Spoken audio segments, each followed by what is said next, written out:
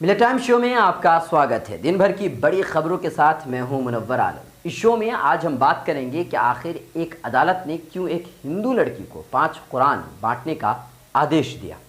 उत्तर प्रदेश के किस मदरसे को कथित गौकशी की वजह से आग के हवाले कर दिया गया, यानी कि जला दिया गया। इसके अलावा हम आपको ये भी बताएंगे कि बिहार के कितने ज़िले हैं जहां बाढ़ का कहर है और साथ ही साथ कितने ऐसे ज़िले हैं जो गंभीर सूखेपन का सामना कर रहे हैं। इससे पहले कि हम आपको खबरें तफसील से बताएं, एक नज़र हेडलाइंस पर। दक्षिण मुंबई के डोंगरी इलाके में मंगलवार को एक 4 मंजिला 100 साला इमारत भरा कर गिर गई। इमारत के मलबे में 40 से 50 लोग फंसे हो सकते हैं, ये कहा जा रहा है। अब तक 7 लोगों की मौत हो चुकी है। आज की रात यानी कि 16 जुलाई को 1:31 पर चंद्र ग्रहण होगा और 17 जुलाई की सुबह 4:30 पर यह समाप्त हो जाएगा। इसे Europe, north, south America, Asia में देखा जा सकता है। के बनासकांठा में ठाकुर समुदाय द्वारा 12 गांव में कई अजीबोगरीब नियम बनाए गए। इसमें एक नियम ऐसा भी है कि लड़कियां अपने पास मोबाइल नहीं रख पाएंगी। नियम के मुताबिक अगर किसी का बेटा या बेटी शादी करने के लिए भाग जाते हैं तो लड़के के परिवार को 2 लाख रुपये और लड़की के पिता को 1.5 लाख रुपये का दंड भी भरना होगा। बीजेपी के संसदीय दल की बैठक में प्रधानमंत्री नरेंद्र मोदी ने एक बार फिर अपने सांसदों को नसीहत देने के साथ कड़ी चेतावनी भी दी।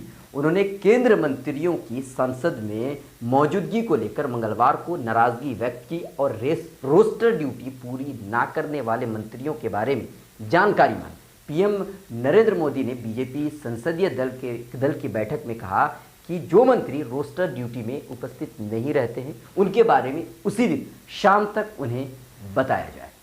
अब खबरें तफसील से। फेसबुक पर काबिल इतराज पोस्ट डालने पर रांची की अदालत ने एक हिंदू लड़की ऋचा भारती को जमानत पर रिहा करते हुए ऐसी शर्त लगाई है जिसकी खूब तारीफ हो रही है। रांची अदालत ने ऋचा भारती को इस शर्त पर जमानत पर रिहा करने का हुक्म सुनाया है कि वो कुरान करीम के 5 नुस्खे तकसीम करे, बांटे। हालांकि मीडिया रिपोर्ट के मुताबिक उन्होंने अदालत की इस हिदायत पर अमल करने से इनकार कर दिया। इस मामले पर सोशल मीडिया पर काफ़ी लोग रद्द अमल का इजहार कर रहे हैं, अपने अपने जो बातें हैं बता रहे हैं। इत्तलात के मुताबिक यानी रिपोर्ट के मुताबिक ऋचा पटेल ग्रेजुएशन के आखिरी साल की स्टूडेंट है और वो रांची के बाबरी इलाके में अपने ख़ानदान के साथ रहती है। उसके फेसबुक पर इस्लाम मुखालिफ पोस्ट करने के बाद मिल्ली तंजीम अंजुमन इस्लामिया के सरबराह मंसूर खलीफा ने थाने में रिपोर्ट दर्ज कराई थी। उन्होंने पुलिस को दी अपनी तहरीर में उन्होंने कहा था कि ऋचा पटेल ने फेसबुक और व्हाट्सएप पर ऐसी काबिल एतराज़ बातें शेयर की हैं जिससे मुसलमानों के मजहबी जज्बात को ठेस पहुंचते हैं। नीज़ इससे समाजी भाईचारा को भी खतरा है। इसी के बाद पुलिस ने 12 जुलाई की शाम को ऋचा पटेल को गिरफ्तार करके जेल में डाल दिया था। जुडिशियल मजिस्ट्रेट मनीष सिंह ने ऋचा पटेल को जमानत दे दी और कहा कि कुरान का एक नुस्खा जिसने शिकायत की है उसको दिया जाए और 4 नुस्खा अलग अलग स्कूलों में, कॉलेजों में और लाइब्रेरी में दान कर दे। ऋचा के वकील राम प्रवेश सिंह ने कहा कि अदालत ने शर्त के साथ जमानत दी है जिसके तहत ऋचा को जिसने शिकायत की है उसकी मौजूदगी में उसको एक कुरान का नुस्खा देना होगा और उसके साथ रसीद उसूल करनी होगी। उन्होंने कहा कि ऋचा को 15 दिनों के अंदर 5वें रसीद अदालत में जमा करनी होंगी। इधर ऋचा ने अदालत के हुक्म पर अमल करने से इनकार कर दिया है। गौकशी के नाम पर हंगामा अब कोई नई बात नहीं रह गई है। ताज़ा मामला उत्तर प्रदेश के फतेहपुर जिला का है जहां कथित तौर पर गाय का गोश्त एक तालाब के किनारे से बरामद होने के बाद हालत बहुत ही ज़्यादा ख़राब है। 16 जुलाई को जब एक मदरसा के करीब गोश्त पाए जाने की खबर फैली तो हंगामा मच गया। कई लोगों ने लाठी डंडों के साथ मदरसा को ही निशाना बनाया। उन्होंने मदरसा की इमारत में तोड़फोड़ शुरू कर दी और फिर वहां पर उस मदरसे की इमारत को उन्होंने आग लगा दी। मीडिया रिपोर्टर के मुताबिक मदरसे को आग लगाने की खबर मिलने पर पुलिस वहां पहुंची और लोगों को खदेड़ करके वहां से दूर भगा दिया। किसी तरह उस वक्त पुलिस ने तो माहौल को काबू में कर लिया, लेकिन हालात बहुत ही खराब हैं और इसी को देखते हुए पुलिस ने वारदात की जगह पर पुलिस फोर्स तैनात कर दी है। शरपसंद अनासिर की गिरफ्तारी के लिए पुलिस की कोशिशें भी तेज हो गई हैं, लेकिन मुकामी लोगों का कहना यह है कि हंगामा पुलिस की लापरवाही की वजह से ही हुआ है। लगातार 2 महीनों से 24 परगना में लोकसभा चुनाव के पहले से ही सियासी पार्टियों की फिरका परस्ती तशद्दुद की आग जो है एक बार फिर भड़क उठी है। बताया जा रहा है कि आज एक मस्जिद पर फिर बमबारी की गई है और इसके साथ ही कानकी नाड़ा की 6 नंबर गली 2 नंबर कांटा पोकर नामी इलाके में सुबह के 10 बजे के करीब से ही ज़बरदस्त बमबारी शुरू हो गई है, जिससे एक बार फिर पूरा इलाका जंग के मैदान में तब्दील हो गया है।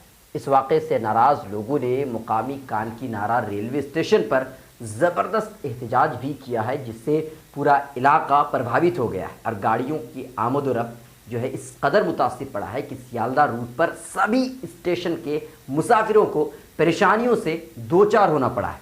बताया जा रहा है कि इस दौरान रेलवे के एक टूटे फूटे क्वार्टर से कुछ बम भी पुलिस ने बरामद किया है। अभी पूरे इलाके में फोर्स को तैनात किया गया है। जर्मनी में मुसलमानों के खिलाफ नफरत और मस्जिदों पर हमला का सिलसिला बिल्कुल जारी है। इसी तरह का एक और वाक़या पेश आया है, सामने आया है। तफसीलात के मुताबिक जर्मन शहर के बूल में एक मस्जिद को मकामी लोगों ने निशाना बनाया और उस पर हमला कर दिया। मस्जिद में दाखिल होने वाले बाज़ नामालूम लोगों ने खैराती संदूकों को भी नुकसान पहुंचाया, जिस पे पैसा डाला जाता है उसको भी नुकसान पहुंचाया। ये मस्जिद जर्मनी के मुसलमानों के तंजीम अंजुमन औकाफ इस्लामी की देखरेख में शामिल। उन्होंने मीडिया से बताया कि वायलर नामी इस जामे मस्जिद में 3 अफराद दाखिल हुए थे, 3 लोग, जिन्होंने इंतज़ामी कमेटी के कमरे और दफ्तर को भी नुकसान पहुंचाया है और खैराती संदूक तोड़ते हुए फरार हो गए। जर्मन पुलिस ने कहा है कि इस वाक़े की तफ्तीश शुरू कर दी गई है, लेकिन अब तक कोई पकड़ा नहीं गया है। अब आपको एक ऐसी खबर बताने जा रहा हूं जिसे सुनकर शायद आप सोच में पड़ जाए कि क्या ऐसा भी होता है। बिहार के 13 जिलों में बाढ़ का कहर है, वहीं कई ऐसे जिले भी हैं जो गंभीर सूखापन का सामना कर रहे हैं। यहाँ औसत से कम बारिश हुई है या फिर यहाँ सुखाड़ की स्थिति ने लोगों को कंगाली के कगार पर ला दिया है। बाढ़ प्रभावित जिलों में औसत से ज़्यादा बारिश हुई है, लिहाजा नदियों के जलस्तर में कमी नहीं हो रही है, थोड़ा बहुत आजकल कम हो रही है। वहीं प्रदेश में 12 जिले ऐसे हैं जहाँ सामान्य से काफ़ी कम बारिश हुई है। इससे इन जिलों में सुखाड़ के हालात पैदा हो गए हैं।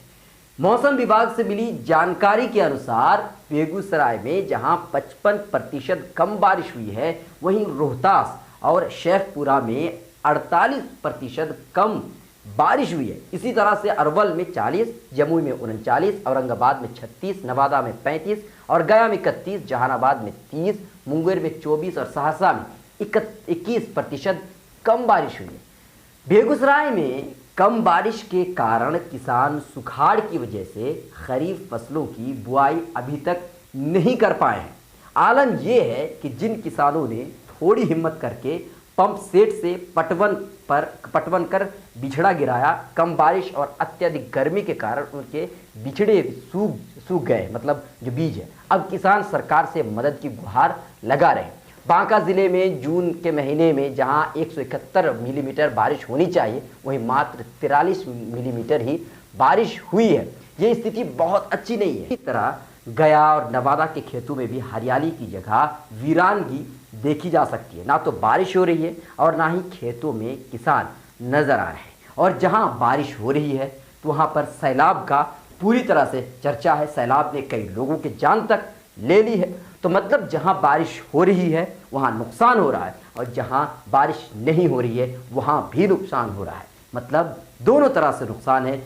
सिर्फ यही एक रास्ता है कि अगर बारिश हो तो औसतन। मिलत टाइम्स की वीडियोस देखने के लिए यहाँ क्लिक करके सब्सक्राइब करें और हाँ, बेल आइकन जरूर दबाएं। अगर फेसबुक पर देख रहे हैं तो पेज लाइक करें। ताज़ा तरीन खबरों और मज़ामीन के लिए विजिट करें हमारी वेबसाइट www.millettimes.com। हमारी ये वेबसाइट उर्दू, हिंदी, इंग्लिश तीनों लैंग्वेज में मौजूद है।